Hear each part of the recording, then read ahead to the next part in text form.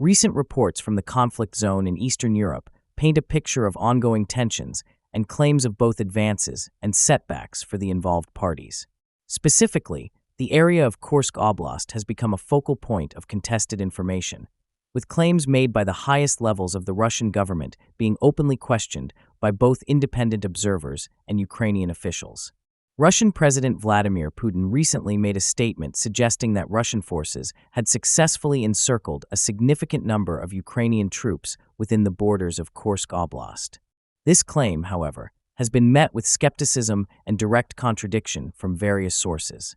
Russian military bloggers, who often provide on-the-ground perspectives, have published maps and commentary that do not support the idea of a Ukrainian troop encirclement. In fact, some of these bloggers have explicitly denied Putin's assertions, stating that the situation on the ground does not reflect a large-scale entrapment of Ukrainian forces. One milblogger even suggested that Putin's statement might be part of a broader narrative aimed at influencing U.S. President Donald Trump in the context of potential future peace negotiations. Ukrainian President Volodymyr Zelensky has also addressed the situation in Kursk Oblast.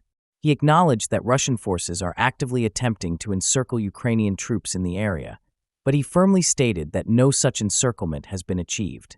Zelensky further suggested that Putin's claims are a tactic to distract from or delay discussions regarding a proposed 30-day ceasefire between Ukraine and the U.S. Independent Ukrainian sources have echoed President Zelensky's assessment, denying any Russian encirclement and emphasizing that Ukrainian forces still possess the ability to move within their remaining positions in Kursk Oblast, despite what they describe as a challenging tactical environment.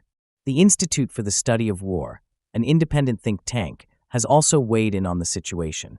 Their analysis indicates that they have not observed any claims from Russian military bloggers or any visual evidence that would suggest Russian forces have indeed encircled Ukrainian troops in Kursk Oblast. Their assessment, as of their latest publication, is that Ukrainian forces appear to maintain routes for withdrawal across the international border from their positions within the oblast.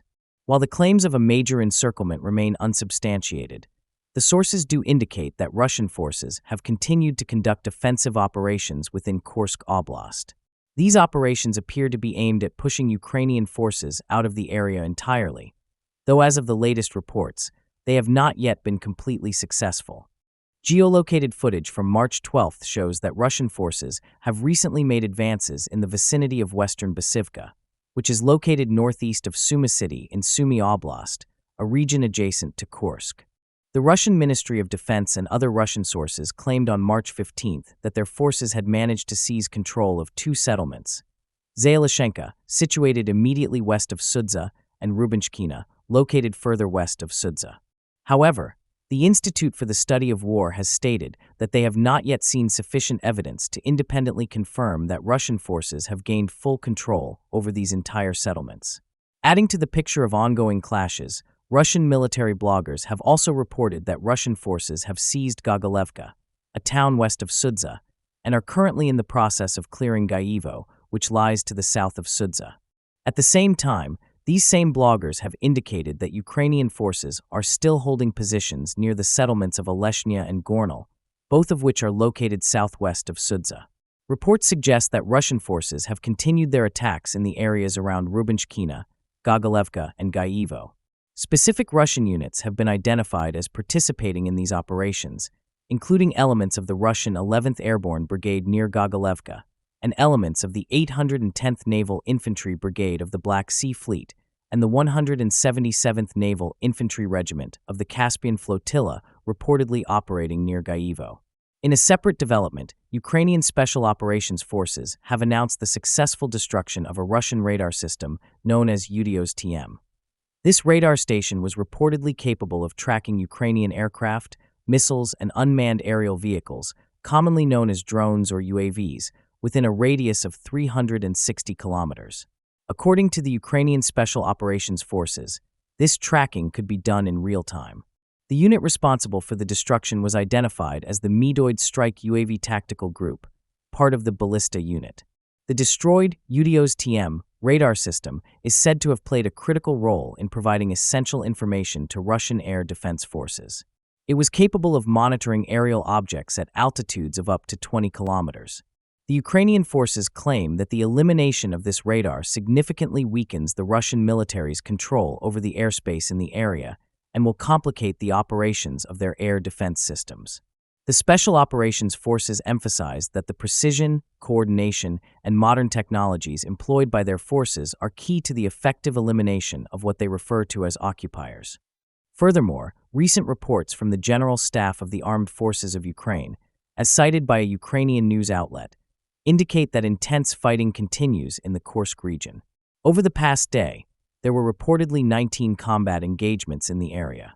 A new map released by the General Staff on the morning of March 16th no longer shows the town of Sudza as being under Ukrainian control. Sudza had been under Ukrainian control since August 2024. According to the General Staff of the Ukrainian Armed Forces, over the previous day in the Kursk region, Russian forces carried out 34 airstrikes, dropping 63 guided bombs, and conducted 243 artillery shellings, including 5 instances of using multiple launch rocket systems. Independent analysis from Deep State, a project that monitors military activities, also suggests that Russian forces have taken control of the town of Sudza and the settlement of Rubinshkina. They released an updated map of the combat situation on both Ukrainian and Russian territory on March 15th, which reflects these territorial changes. In summary, the situation in and around Kursk Oblast remains dynamic and contested. While Russian claims of a large-scale encirclement of Ukrainian forces have been widely disputed and lack supporting evidence from independent sources, and even some Russian milbloggers, Russia continues to conduct offensive operations in the area, achieving some localized gains, such as the potential seizure of Sudza and other smaller settlements. Simultaneously, Ukrainian forces are actively engaged in defending their positions and are also conducting operations to degrade Russian military capabilities, as demonstrated by the reported destruction of the UDOS-TM radar system. The claims and counterclaims highlight the intense information warfare that accompanies the ongoing military conflict.